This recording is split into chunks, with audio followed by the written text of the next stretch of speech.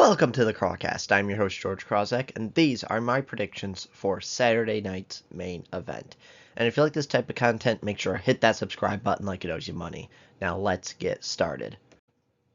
The first match is Tiffany Stratton versus Jade Cargill for the WWE Women's Championship, and I think Jade Cargill's going to win. So I think we will have a new WWE Women's Champion in Jade Cargill.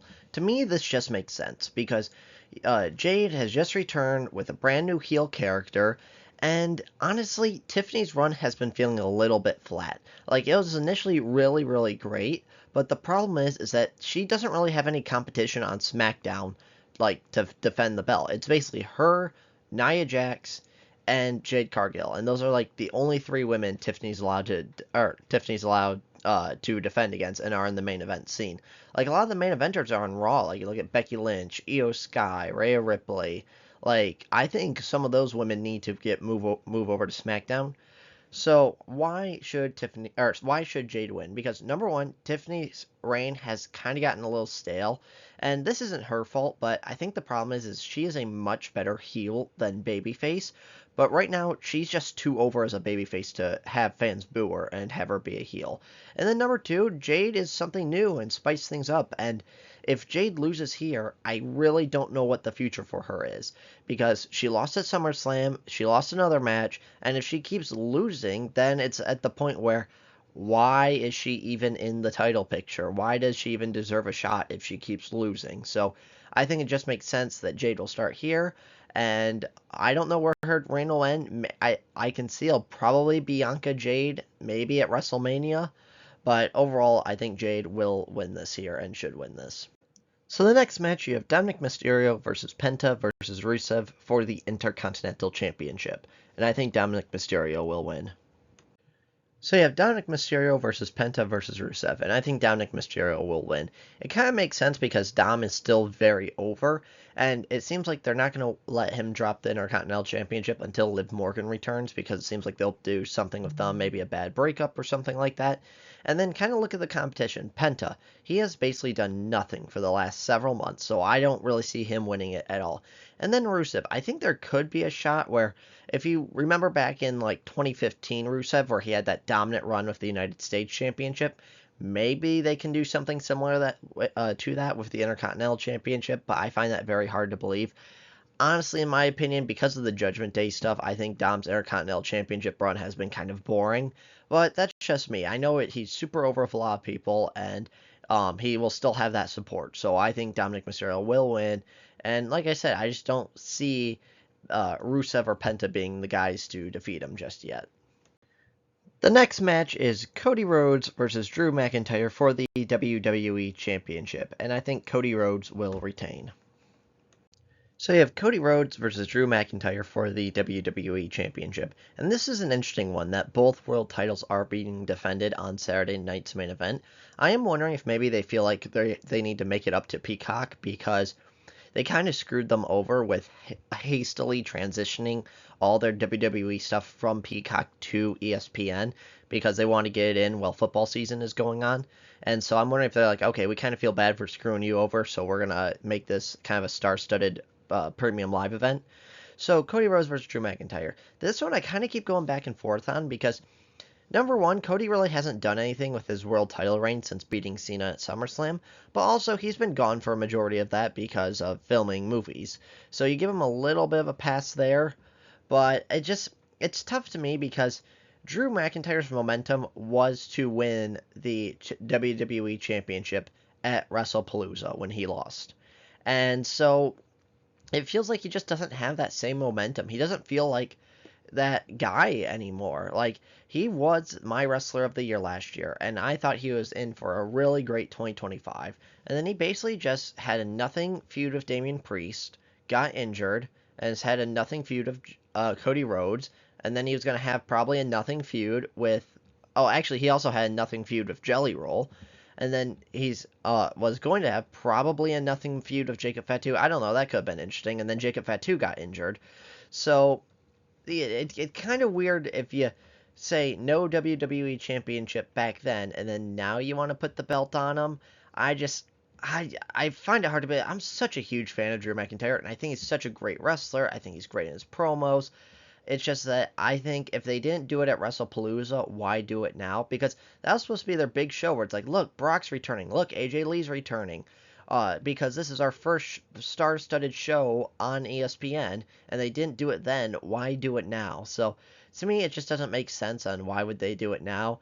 And so I think Cody Rhodes will retain, although I want Drew to win the title, and I think he deserves it. I just don't think it's a realistic possibility, and it doesn't make any sense where they're going, where Cody is obviously in the main event scene, and maybe they'll do something with The Rock. I don't know. But, obviously Cody's in the main event scene. And then Drew, I think they just see as an upper mid-carder and not really a main eventer anymore, which sucks because I love Drew so much. But I just think Cody will retain. The main event is CM Punk versus Jey Uso for the WWE World Heavyweight Championship. And I think CM Punk is going to win. So you have CM Punk versus Jey Uso for the WWE World Heavyweight Championship. And this is the most interesting one on the card because I really don't know which way this is going to go.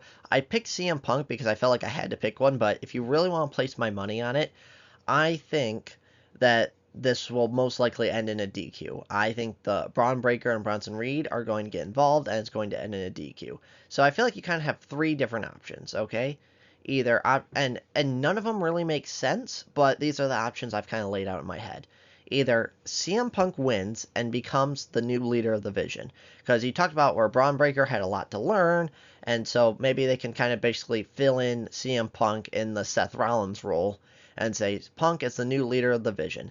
It makes zero sense because Paul Heyman kept screwing him, the Vision kept screwing him, and Braun Breaker, he's in the world title picture right now, so why would he want to go follow CM Punk? He was literally holding it over his shoulder and was the one that cost Seth the championship. So I can see that happening. CM Punk being the new leader of the division. Again, it makes zero sense.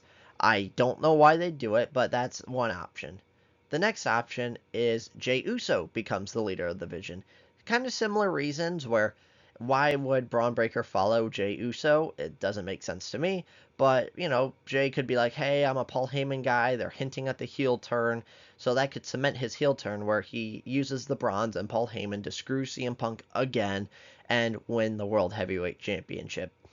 And that, I think, is a certain possibility. Again, it makes no sense why they'd follow Jey Uso, but it's just so weird that Jey Uso is in this position because, quite frankly, it should have been Braun because you have the story there. He injures Seth. I know Seth got injured in the match of Cody, but in storyline, he's the one that injured Seth. He's the one this group was built for, and he's the future of the company. He was literally holding on to the title coming out of Raw after injuring Seth.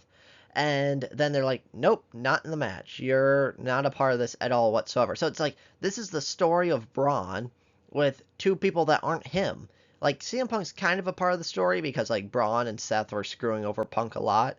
But Jay's not a part of the story at all whatsoever. And then the other factor that could potentially be involved is Jimmy Uso. Because it is weird, because Jimmy Uso and Drew McIntyre had that all-out brawl on SmackDown. And so maybe you can say, okay, Jimmy screws Drew, and then Jimmy screws Jay, or, would they do a storyline where if you have both Jimmy going for the WWE Championship and Jay going for the World Heavyweight Championship? That's just so weird, because they're kind of doing more stories at once, where it's like, Jay wants to win the world title back. Jay's also hinting a heel turn because he eliminated his brother from the Battle Royal. They're also hinting a heel turn because he accidentally screwed Roman Reigns against Bronson Reed. So that's kind of the story there of Jay. And then Jimmy isn't really a part of this because he's feuding with Drew, which I don't know why he's feuding with Drew, but he is over Jacob Fatu.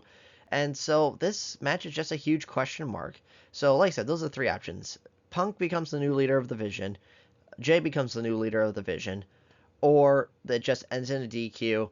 The two of them are wrestling, and then Braun and Braun get involved. But then that's also weird to me, because let's just say that happens.